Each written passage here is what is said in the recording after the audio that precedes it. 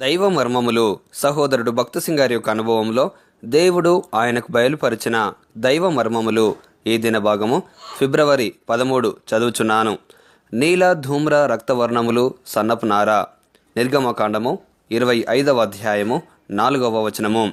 ప్రత్యక్షపు గుడారపు తెరలు నిర్గమకాండం 26వ అధ్యాయంలో సెలవిచ్చినట్లుగా అడ్డతెరయు ప్రధాన యాజకుని వస్త్రములు నీల ధూమ్ర రక్తవర్ణములు గల సన్న నారతో చేయబడి ఉండెను. నిర్గమాకాండము 26వ అధ్యాయము 1వ వచనము.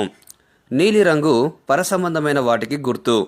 మనము భూమి మీద జీవించినప్పుడు నీలిరంగు మన పరసంబంధమైన పిలుపును జ్ఞాపకం చేయుచున్నది. పరలోక సంబంధమైన సేవ, దానికి తగినట్టు జీవించు జీవితము ప్రతి విశ్వాసి యొక్క ఆధిక్యతయై ఉన్నది. దానికి తగినట్లు నీవు జీవించుచున్నావా? నీ రక్షకుని కొరకై ఆత్మలను సంపాదించుచున్నావా? నీ ప్రభువును గూర్చి ఇతరులతో నీవు పంచుకొనిచున్నావా? దేవుని మహిమ నీలో కనబడుచున్నదా?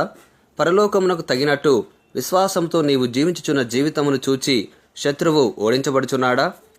ధూమ్ర వర్ణము యేసుక్రీస్తు ప్రభు వారి యొక్క రాజరికమును గూర్చి మాట్లాడును. ప్రత్యక్ష గుడారంలోని ధూమ్ర వర్ణము మనము రాజవంశమునకు చెందిన వారమని గుర్తు చేయును. నిర్గమాకాండము 19వ అధ్యాయము 6వ వచనము. మనము రాజులముగాను రాజకుమారులముగాను ఉండవలను అనున్నదియే దేవుని సంకల్పము.